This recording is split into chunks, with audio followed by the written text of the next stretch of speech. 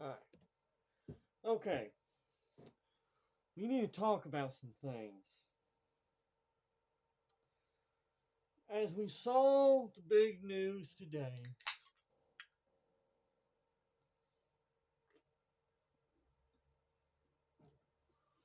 we all thought that Deshaun Watson was going to pick between the New Orleans Saints and the Atlanta Falcons.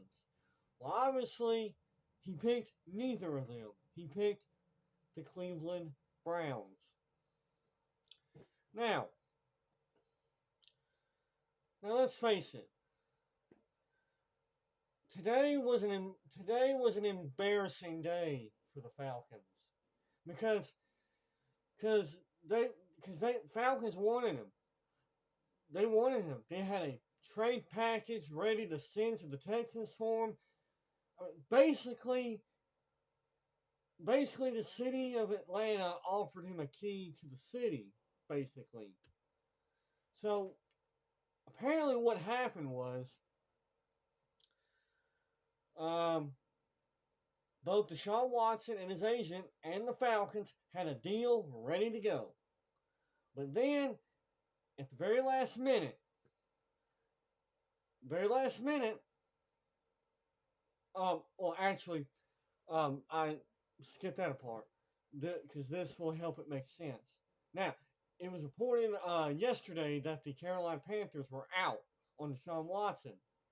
And the reason that they were out is because the Panthers couldn't give the contract extension that Watson wanted.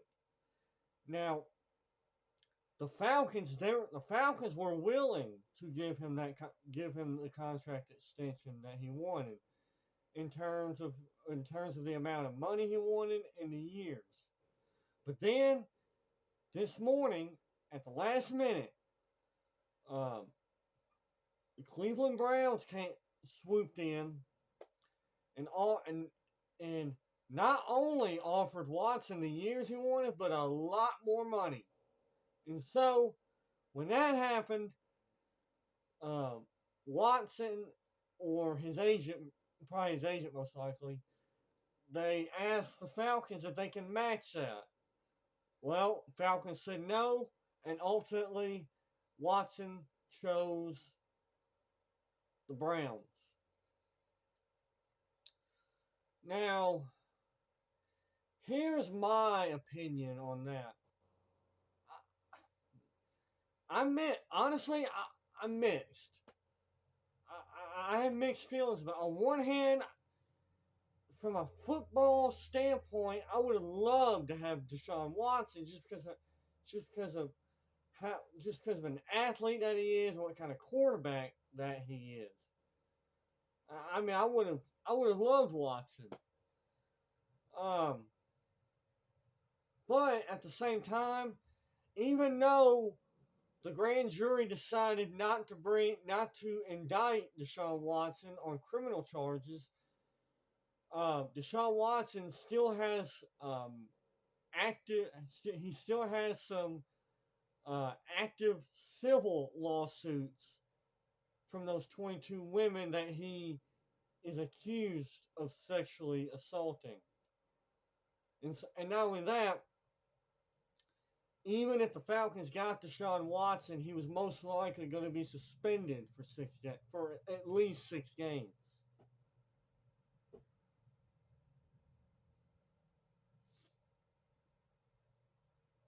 So, so,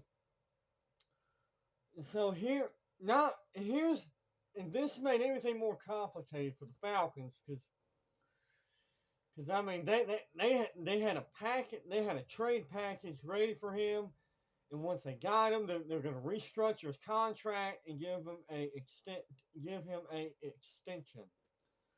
Well, even with all of that, they still had to trade Matt Ryan, and from what I read, the Falcons had a trade with the Indianapolis Colts ready to send Matt Ryan to the Colts. Well, obviously, all that was ruined because Watson chose the Browns. And so Matt Ryan was due a signing. Matt Ryan was due a signing bonus today. Well, just yesterday, the Falcons and Matt Ryan agreed to postpone that signing bonus until Monday, so that way it would give the Falcons more time to trade him. Well, obviously now that's not going to happen, and so Matt Ryan knows that the Falcons were trying to get rid of him for Deshaun Watson. Now, Matt Ryan being the classy guy that he is, um, you know, he was probably going to support the Falcons in doing this. But my question is, and it, and I and I probably already know the answer.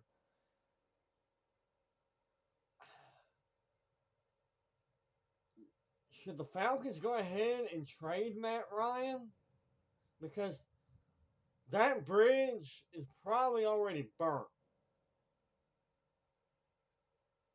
And so, if the Falcons trade Matt Ryan, then,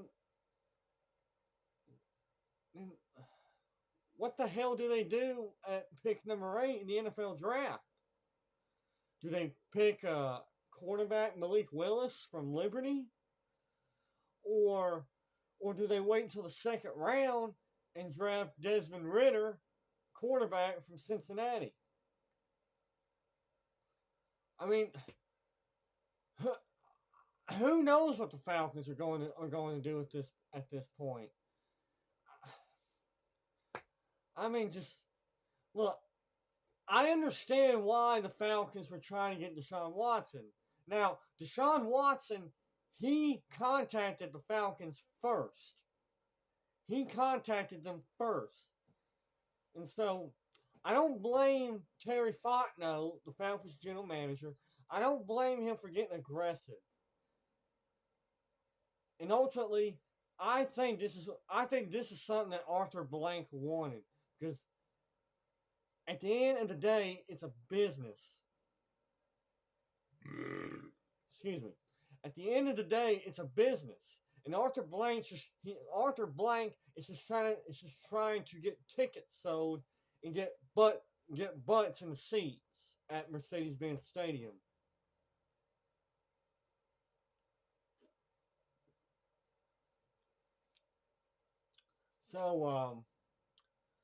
So obviously today was not a good day for the Falcons. So I mean, it's just amazing how the Falcons continue to get embarrassed in spectacular ways. Now the question is, are the Falcons going to be able to keep Matt Ryan after all this? Or are they going to have to trade him simply because the bridge with him is burnt, and they'll either have to sign a journeyman quarterback like a Marcus Mariota or a Ryan Fitzpatrick for a year, and then wait until next year's draft to draft a quarterback, or go ahead and draft a quarterback at 8 and pick number 8 in the first round or in the second round. Because the Falcons can't, with the Falcons salary cap situation, they can't really do much right now. See, that was another reason why the Falcons were wanting to get Deshaun Watson, because next year the Falcons are going to be in a really good salary cap situation. I think next year the Falcons are supposed to have over $100 million in salary cap money to spend, and so I think the Falcons were hoping to get Deshaun Watson. That way, while this upcoming season might be more of a, I guess you could say, a lost season, I guess. But then the Falcons were going to bank on next off season to spend money on free agency, and then hopefully compete in 2023. Well, now with Deshaun Watson going to the Browns, what do you do now? I mean, just what do you do? I mean, just look. Like I said, I don't blame Terry Fontenot for being aggressive. That's something that the previous general manager Thomas Dimitroff wouldn't do. Thomas Dimitroff, whenever free agency would start, he would just sit on his hands, wait and see what all the other teams did, and then he'd start making moves. Well, obviously, Thomas Dimitroff signed all these guys to bad contracts, and that put the Falcons in this salary cap situation. So, like I said, the main question is, where do the Falcons go from here?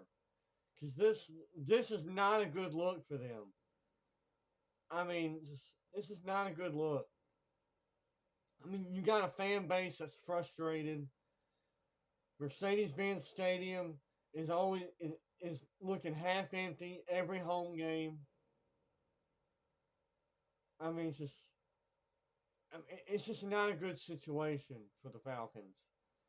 And and us Falcons fans, we're probably gonna have to endure at least one more losing season until the Falcons actually do anything. Because, like I said, next off season, the Falcons are going to actually be in a good salary cap situation and will have money to spend next off season. And so it's looking likely that we're probably going to have to endure at least one more losing season before before the Falcons get back into the playoffs. Like I said, I hope I'm wrong. I really do. But obviously, this is a frustrated fan base. The Falcons continue to get embarrassed in spectacular ways. They continue to be the laughing stock of the entire league. The Falcons continue to get laughed at. I mean, it's just not a good. The Falcons are just not in a good position right now, and I don't know what they can do going forward. We'll just have to wait and see what happens. We'll just have to wait and see what happens. So, anyway, guys, I just wanted to give my thoughts on this whole situation. We'll see what the Falcons do um, in the upcoming weeks. We'll see what they do in the NFL draft, and hopefully, they'll be they'll actually be more competitive this upcoming season and maybe sneak into the playoffs. Because it's like I said before, this is a frustrated fan base, and we got to get back into the playoffs as soon as possible. As soon as possible, because otherwise, there may not be any fans left, and that's just the sad truth.